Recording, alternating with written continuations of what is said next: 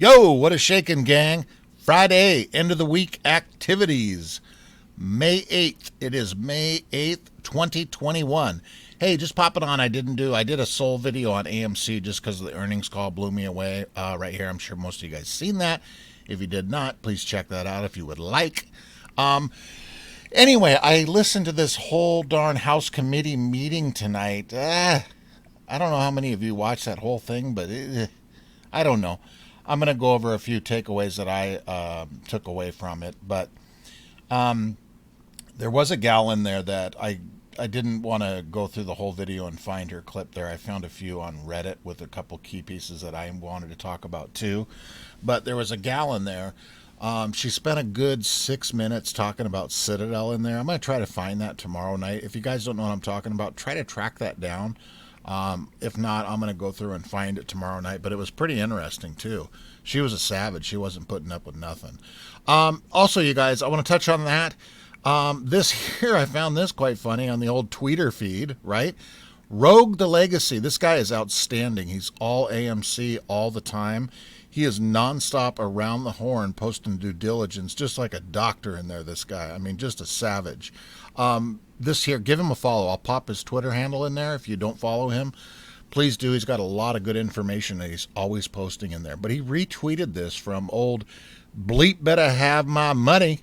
Little tiny 30-second clip of Citadel at 10:30 on Thursday night. What could they be doing down here in the office? Let's take a little peek here.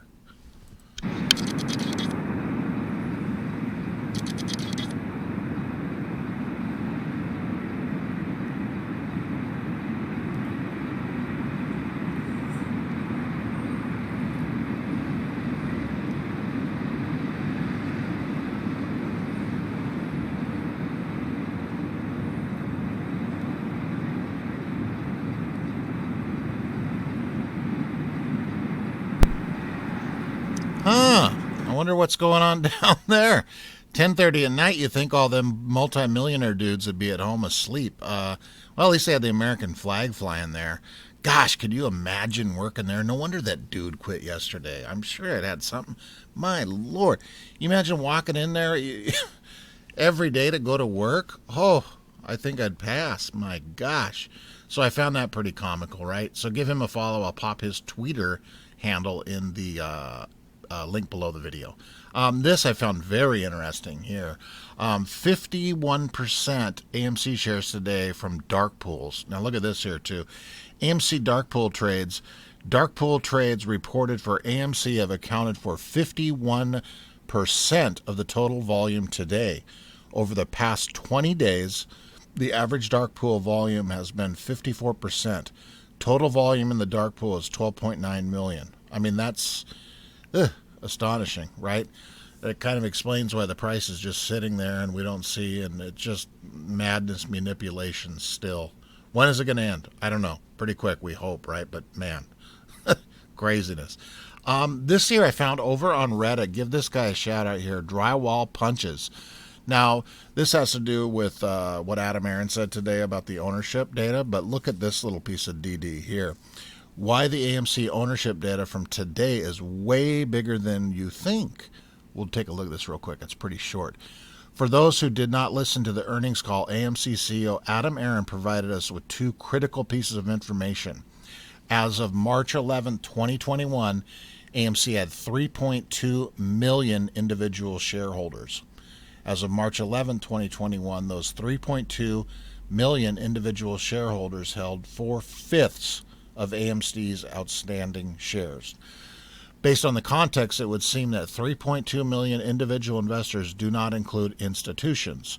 So from this, we can find how much AMC is owned, data provided by Fintel.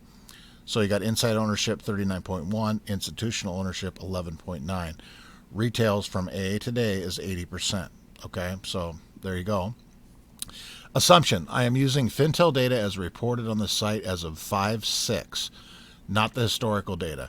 I am making the assumption that retail ownership has not changed significantly since 3/11 when the share count occurred.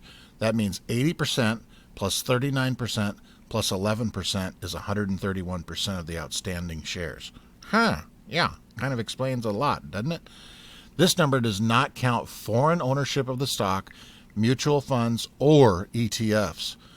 It also does not include the 17 million share dilution via the ATM offering over the last week. Remember, they sold 17 million of the 43 million shares. Even if the institutional owners were counted in the 4/5 of the data, 119% of outstanding shares would currently be owned. This is a single source of data. Fintel in the past has been unreliable, but in general has been conservative in reporting AMC.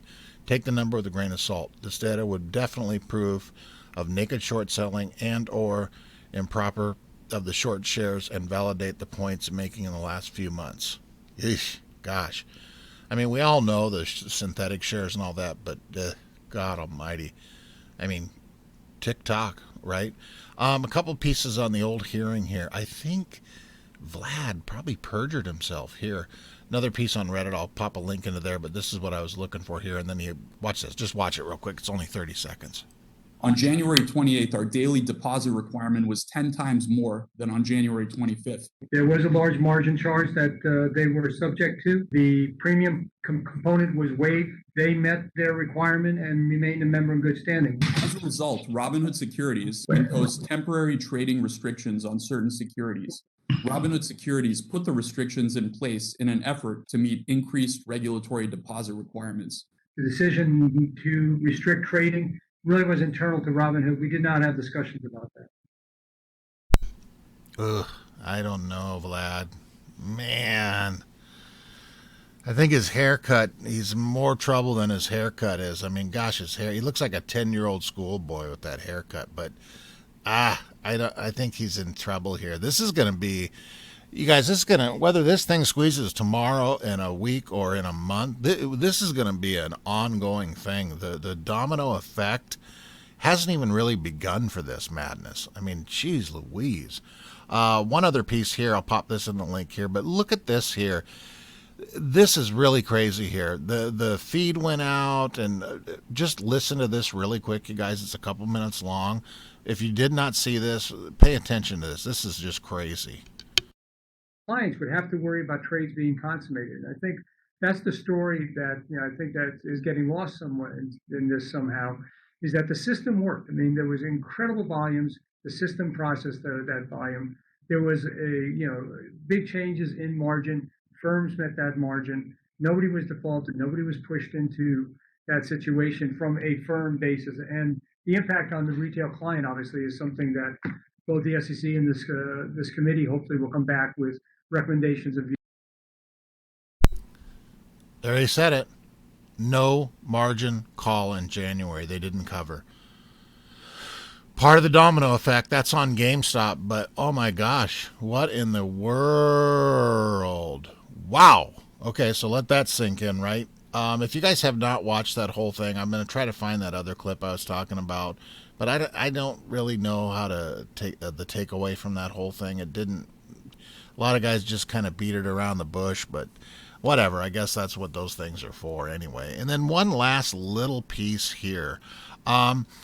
This was kind of crazy. This is the one I got mixed up in the last one, but this feed cut out when this guy, listen to this really quick, you guys. This is kind of wacky. You back, but that is very, very important. Thank you. Thank you very much. The gentleman from Indiana, Mr. Hollingsworth, is now recognized for 5 minutes. Well, good afternoon. I appreciate the opportunity to participate in this hearing, and I know a lot of very important topics have been talked about. Chair Gensler, I wanted to speak directly with you for a few minutes. I was so encouraged to hear during your Senate confirmation hearing of your willingness to work on transitioning to an e-delivery system.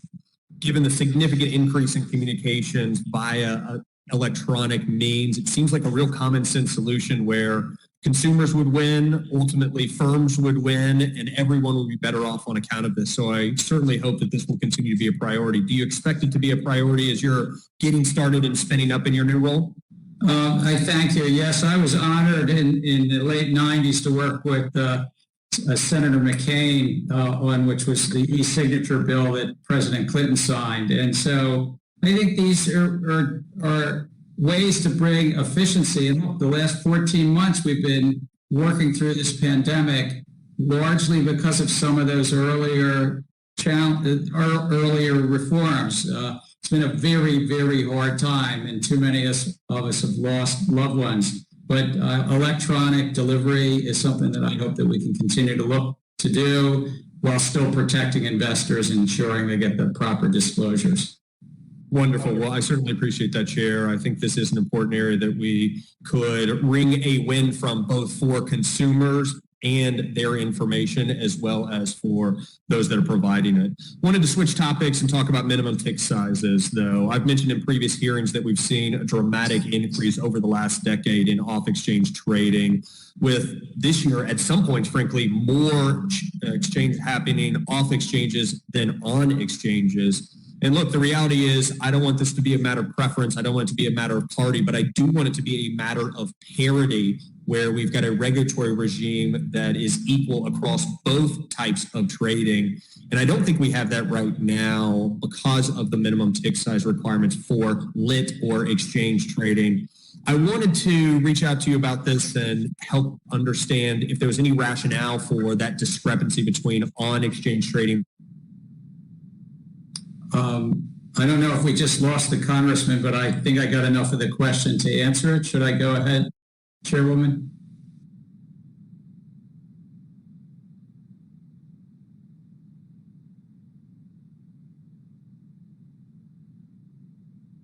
I don't know if... Go right ahead. All right, thank you. So one feature of our stock exchanges is there's a minimum price size of a penny, if I understand the question, or minimum tick size. I have asked staff to consider that in terms of market structure. Should that change? Should that address some of this segmentation that the wholesalers can trade within the penny, but on the exchanges we currently are not able to? And is that just a legacy of an earlier time?